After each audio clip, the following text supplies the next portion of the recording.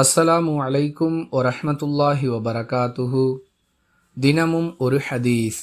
ஒரு மனிதர் குர்பானி ஒட்டகத்தை இழுத்துச் செல்வதை பார்த்த அல்லாஹுவின் தூதர் ஸல்லல்லாஹு அலைஹி வஸல்லம் அவர்கள், நீர் அதன் மீது ஏறிக்கொள்வீராக என்று கூறினார்கள். அந்த மனிதர், இதுவோ குர்பானி ஒட்டகமாயிற்றே என்று பதில் கூற, பரவாயில்லை, நீர் அதில் ஏறிக்கொள்வீராக என்று அல்லாஹுவின் தூதர் ஸல்லல்லாஹு அலைஹி வஸல்லம் அவர்கள் மீண்டும் கூறினார்கள்.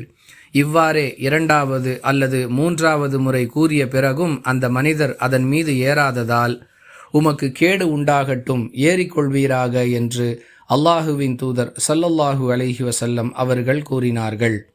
அறிவிப்பவர் அபூ ஹுரைரா ரதியல்லாஹு அன்ஹு.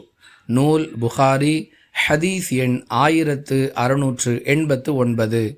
அன்பிற்குரிய அல்லாஹுவின் நல்லடியார்களே, குர்பானிக்காக வாங்கப்பட்ட பிராணியாக இருந்தாலும் அதை வாகனமாக பயன்படுத்துவது மார்க்க ரீதியாக குற்றம் அல்ல என்பதை இந்த ஹதீஸ் மிக தெளிவாக விளக்குகிறது.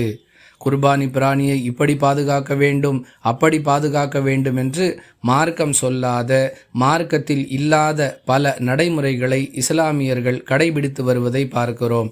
அந்த வரிசையில் மார்க்கம் அந்த பிராணியை வாகனமாக பயன்படுத்த தடை செய்யவில்லை என்பதை இந்த ஹதீஸ் மிக தெளிவாக விளக்குகிறது.